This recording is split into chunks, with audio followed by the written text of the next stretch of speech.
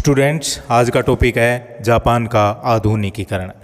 Japan Asia महाद्वीप का देश है जो लगभग 3000 द्वीप इसमें शामिल हैं। होकाइडो, होन्शु, शिकोकू और क्यूशु ये 4 बड़े द्वीप हैं इसमें। इसे उगते हुए सूर्य का देश कहा जाता है।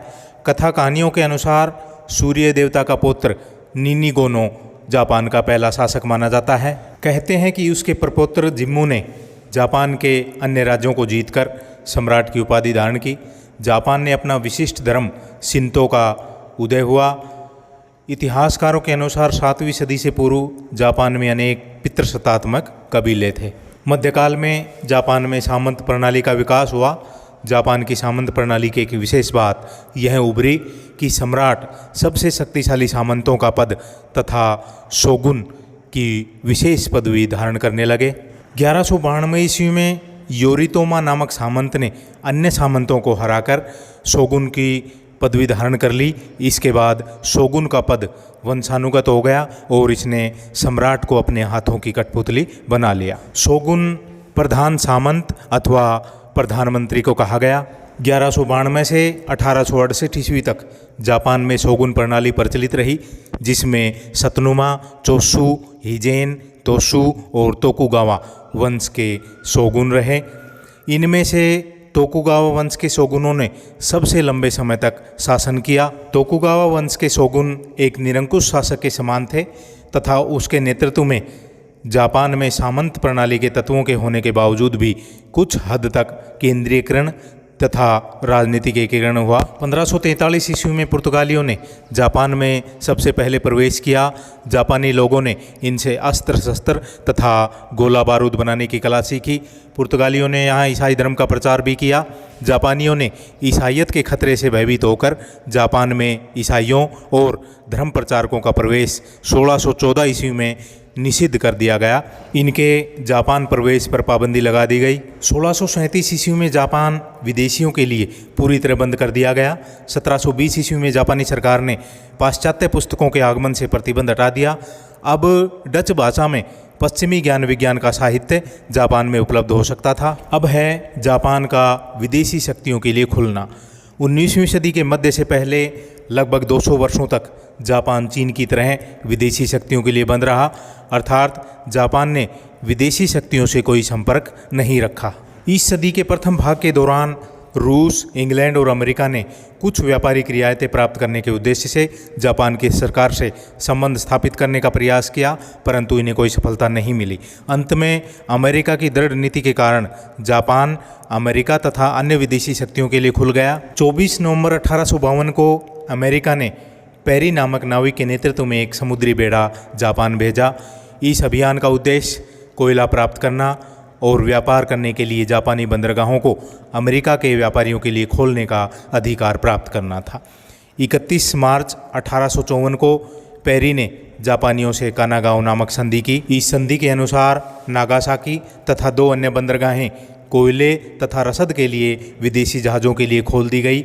जापान ने नष्ट हुए जहाजरानों की रक्षा तथा अमेरिका से अच्छे राष्ट्रों जैसा व्यवहार करने का वचन दिया। 1854 से 1857 के दौरान इंग्लैंड, रूस, हॉलैंड और अन्य यूरोपीय देश भी जापान से ऐसी संधियां करने में सफल हुए। 1858 ईस्वी में जापान में अमेरिका के टाउनशेंड हैरिस ने जापानी सरकार के साथ एक और संधि की, जिसके अनुसार 4 अन्य जापानी बंदरगाहें अमेरिका के व्यापारियों के लिए खोल दी गई और अमेरिका को कुछ विशेष व्यापारिक सुविधाएं प्रदान की गई। 1862 से 1864 के दौरान 2 ऐसी घटनाएं घटी जिनके परिणाम स्वरूप जापान ने विदेशियों की सैनिक प्रणाली अपनाने का निश्चय किया। पहली घटना है 1862 ईस्वी में सत्सुमा कबीले का एक सरदार अपने काफिले सहित येदू से अपने गांव की ओर जा रहा था। दूसरी ओर से रिचर्डसन नामक अंग्रेज अपने 3 घुड़सवार साथियों के साथ उसी मार्ग पर आ रहा था। जापानी परंपरा के अनुसार कबीले के सरदार के काफिले के मार्च करते समय साधारण व्यक्तियों को सामने से मार्ग से हटना पड़ता था। रिचर्डसन इस परंपरा से अपरिचित था। उसने पीछे हटने से इनकार किया। इस पर क्रोधित होकर सरदार के सैनिकों ने रिचर्डसन की हत्या कर दी। अंग्रेजी सरकार ने सत्सुमा की राजधानी कागोशीमा पर बमबारी की। इससे जापानी सैनिक दुर्बलता प्रकट हुई। दूसरा है प्रधानमंत्री अथवा शोगुन का कार्यालय येदू में था। इसके आदेश की पालना करते हुए चोशु कबीले के सरदार की आज्ञा से उसके सैनिकों ने एक अमेरिकन तथा कई अन्य जहाज़ों पर गोलीबारी की। इस पर 1864 ईस्वी में अमेरिका, इंग्लैंड, हॉलैंड, फ्रांस आदि देशों ने चोशु कबीले के विरुद्ध कार्रवाई करने के लिए एक संयुक्त अभियान भेज दिया। विदेशियों की श्रेष्ठ सैनिक प्रणाली ने चोशु तथा अन्य जापानी कबीलों को बहुत ही प्रभावित किया। अब है मेइजी की पुनः स्थापना। 1867 ईस्वी में जापान की राजनीति एवं प्रशासन में एक महत्वपूर्ण घटना हुई जिसे मेई का पुनः संस्थापन कहा जाता है। इससे पूर्व जापान में दो शक्तियाँ थीं। पहला सम्राट जिसका कार्यालय क्योटो में स्थित था, दूसरा शोगुन अथवा प्रधानमंत्री जिसका कार्यालय येदू में था। 1867 ईस्वी में फरवरी में जापान के रूढ़िवादी और दुर्बल सम्राट की मृत्यु हो गई। इसके स्थान पर मुत्सुहितो जापान का नया सम्राट बना। नए सम्राट ने मेइजी की उपाधि धारण की। मेइजी का अर्थ होता है प्रबुद्ध शासन। 1867 में सत्सुमा, चोशु, तोसा, हिजन आदि कबीलों ने मिलकर शोगुन को यह निवेदन किया कि प्रशासन संबंधी सभी शक्तियां सम्राट को पुनः सौंप दी जाए। शोगुन ने अपने पद से त्यागपत्र दे दिया।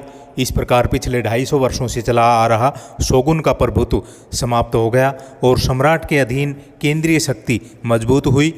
14 वर्षीय मुत्सुहितो को पूर्ण सत्ता सौंप दी गई। इसने मेइजी अथवा प्रबुद्ध शासन की उपाधि धारण की। 1868 ईस्वी में जापान में एक केंद्रीय संसद की स्थापना हुई जिसके दो सदन थे, पहला काउंसिल ऑफ स्टेट्स, दूसरा असेंबली। इस प्रकार जापान में एक शक्तिशाली केंद्रीय सरकार की स्थापना हुई। शोगुन प्रणाली का अंत तथा 1868 ईस्वी में मेइजी पुनर्स्थापना जापान के इतिहास की एक महत्वपूर्ण घटना है। नए नेतृत्व ने पश्चिमी देशों के साथ व्यापारिक तथा राजनीतिक संबंध स्थापना को देश की राष्ट्रीय नीति का हिस्सा बना लिया। 1867 और 68 ईस्वी से मेइजी पुनर्स्थापना से लेकर 1894 ईस्वी तक जापान में आधुनिकीकरण की प्रक्रिया चलती रही। अब है शाही शपथ या चार्टर शपथ। 6 अप्रैल 1868 को जापान के सम्राट द्वारा ली गई शपथ में एक नई सरकार के मूल सिद्धांतों तथा उद्देश्यों का उल्लेख किया गया।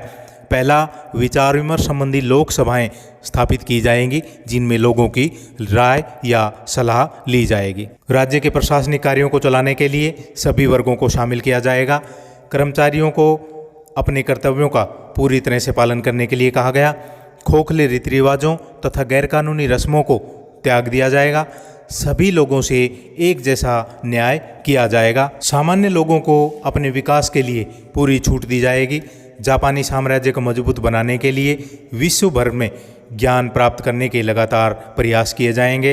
इसका अर्थ यह था कि पश्चिमी विज्ञान तथा तकनीक के आधार पर मजबूत अर्थव्यवस्था तथा सेना का निर्माण किया जाएगा। मेइजी पुनर्स्थापना से पहले शोगुन शासन प्रणाली सामंत व्यवस्था के अनुसार गठित थी। सम्राट की पुनर्स्थापना ने सामंतवाद को समाप्त करके राष्ट्रीय सरकार को मजबूत बनाने का प्रयास किया। न केवल छोटे बड़े सामंतों ने बल्कि 4 प्रमुख सामंत परिवारों सत्सुमा, तोसा, चोशु और हिजेन के सरदारों ने 1869 ईस्वी में अपने सामंती प्रदेश सम्राट को लौटा दिए। भूमि संबंधी रिकॉर्ड और रजिस्टर सम्राट को सौंप दिए। इस प्रकार 1871 ईस्वी में एक शाही आदेश के द्वारा जापान में जागीरें और सरदार वंश समाप्त कर दिए गए। सामंतों को जागीरों के बदले हर्जाना दिया गया तथा उनकी भूमि भूमिहीन किसानों को दे दी गई। सामंतों के सैनिकों को अब सम्राट की कमान के अधीन केंद्रीय सेना में भर्ती कर लिया गया। सम्राट अब सर्वेसर्वा बन गया। राष्ट्रीय सेना की स्थापना में सहायता मिली। सरकारी पदों पर बिना भेदभाव के प्रत्येक व्यक्ति को योग्यता के आधार पर नियुक्त किया जाने लगा। साधारण लोगों को कुलीनों की भांति अपने परिवारों के नाम ग्रहण करने की अनुमति दी गई। नेक्स्ट है सेना का पुनर्गठन। सत्ता संभालने के बाद सम्राट ने पश्चिमी देशों से असमान संधियों के ऊपर पुनर्विचार करने के लिए इवाकुरा शिष्टमंडल भेजा, परंतु उसे सफलता नहीं मिली। इससे जापान को यह एहसास हुआ कि जापान का पश्चिमी देशों की बराबरी के लिए सैनिक दृष्टि से शक्तिशाली होना जरूरी है। सामंती सेना को समाप्त करके राष्ट्रीय सेना का निर्माण किया गया। जनसाधारण के लिए सेना के द्वार खोल दिए गए। एक सैन्य विभाग की स्थापना की गई। यमगाटा को सैनिक कार्यों का उपमंत्री बनाया गया। सेना का पाश्चात्य पद्धति पर गठन करने के लिए 1870 में सेगो व यमगाटा को यूरोपीय देशों की सैन्य पद्धति का अध्ययन करने के लिए भेजा गया। सेना के गठन में आइटो ने महत्वपूर्ण भूमिका निभाई। सेना को 3 भागों में बांट दिया गया। नियमित सेना, रिजर्व सेना और राष्ट्रीय सेना। 21 वर्ष की आयु वाले स्वस्थ पुरुषों के लिए सैनिक सेवा को अनिवार्य किया गया। सैनिकों की शिक्षा के लिए अनेक स्कूल खोले गए। रिकुगन देकागो में सैनिक अधिकारियों की ट्रेनिंग के लिए एक केंद्र स्थापित किया गया। फ्रांसीसी व जर्मन विशेषज्ञों की स्थल सेना के प्रशिक्षण में मदद ली गई। आधुनिक ढंग के हथियारों का निर्माण किया गया। 1869 ईस्वी में टोक्यो में जल सेना प्रशिक्षण स्कूल की स्थापना की गई, जिसमें अंग्रेज अध्यापक व अधिकारी नियुक्त किए गए। विदेशियों के सहयोग से जापानी कारखाने में समुद्री जहाज़ों का निर्माण किया जाने लगा। तो स्टूडेंट्स, ये था मेइजी पुनर्स्थापना और जापान का आधुनिकीकरण। बचे हुए पॉइंट्स अगले वीडियो में डाले जाएंगे। ये BA 6th सेम के लिए उपयोगी हैं। ज़्यादा से ज़्यादा स्टूडेंट्स को शेयर करें। Thank you.